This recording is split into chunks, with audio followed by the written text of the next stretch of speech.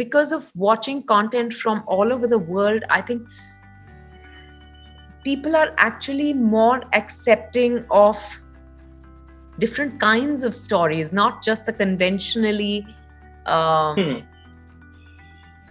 safe or comfortable stories. People will go to the theaters for that collective experience, but there are some stories that you would enjoy watching in the comfort of your homes, or on your phones or wherever. The OTT stars also, people who are doing a lot of work on OTT and building building that status.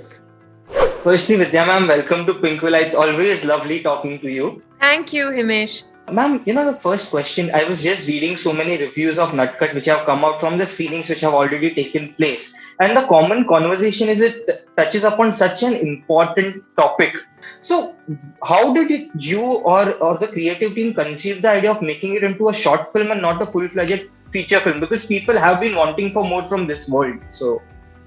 No, honestly, Shanvyas came to me wanting to make a short film. I was actually a bit apprehensive because when he shared the story idea with me, I was like, how are you going to make it into a short film?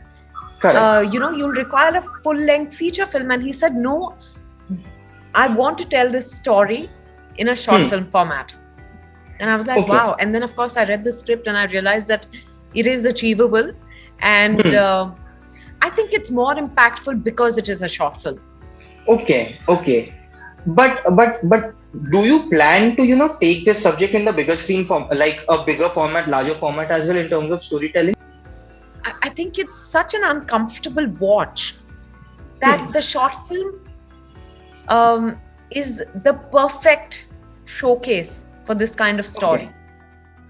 You can't sustain this over 1.5, 2 hours. It will be too much for people to handle. That's my personal opinion. And ma'am, how do you view this entire concept of short film premieres which are happening on Voot right now? I think it's fantastic. Kudos to Voot Select for starting the Voot Select Film Fest, which will showcase some of the best short films made in the past year. Otherwise, where do you get to see short films really? There would be film festivals where they got showcased, and as in physical film festivals, and physical film festivals are not happening anymore. So I think this is fantastic. Correct. And like you said, there have been so many screenings which have happened in film festivals. What is the best compliment that you have received so far, and from whom?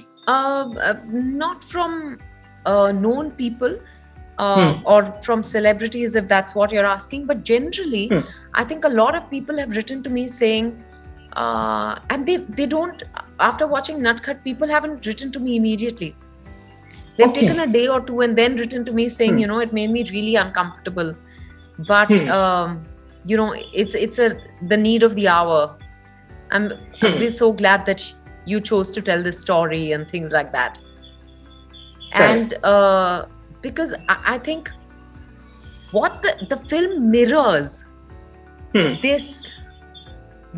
this deep-seated patriarchal mindset that we're all trapped in, and we don't even realize it.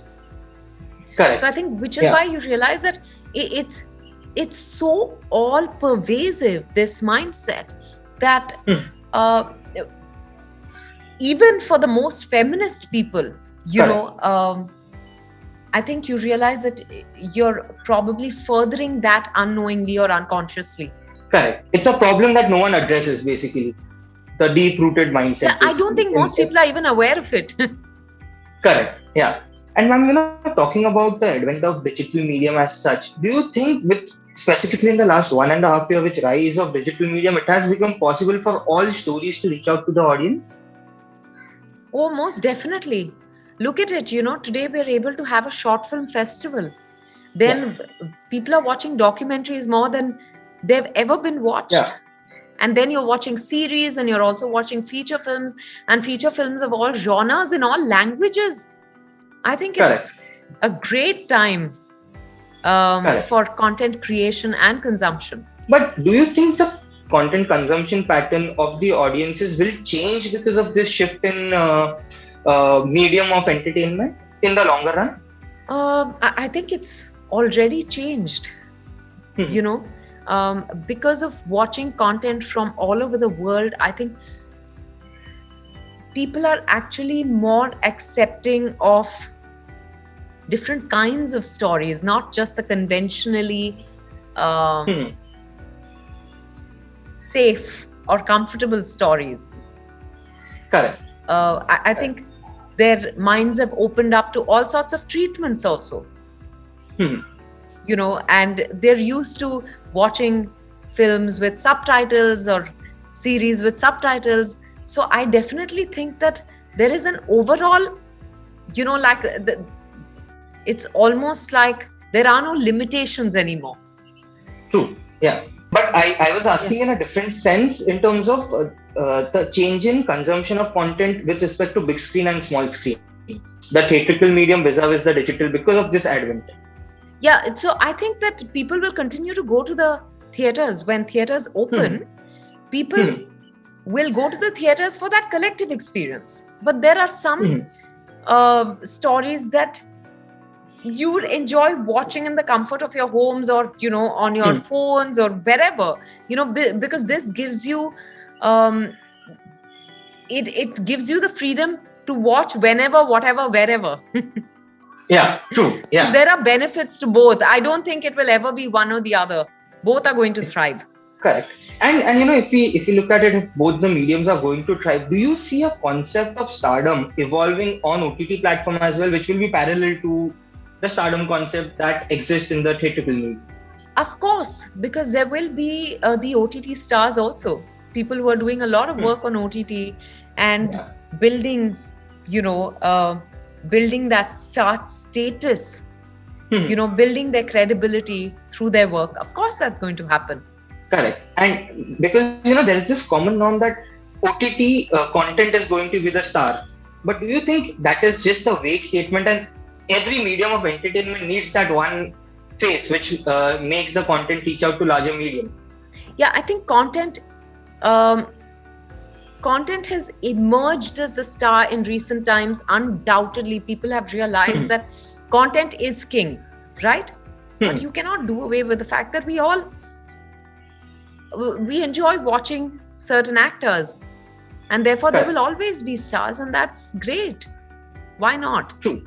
No, ma'am, you were among the first people to do a biopic way back in 2010 with Dirty Picture, 2010 or 11 with Dirty Picture.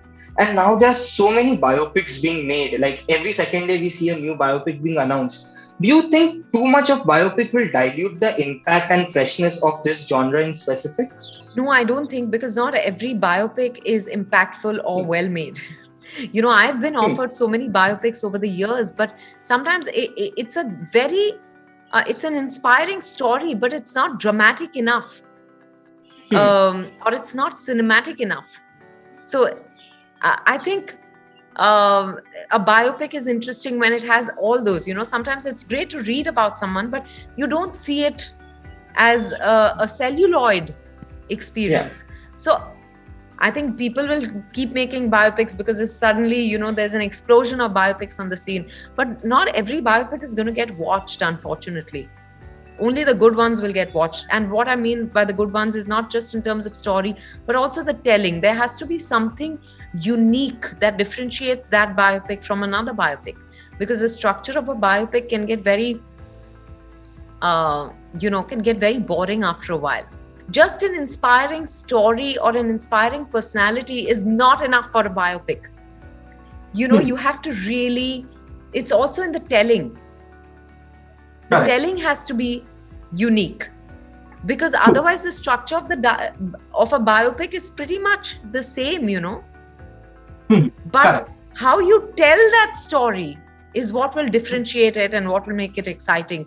So there can be 100 biopics, but I think only few will make the cut. Correct. And one last question.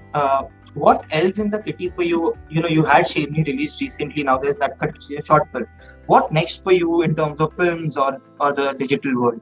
I'm starting work on Suresh Triveni's next, the director of Tumhari Sulu.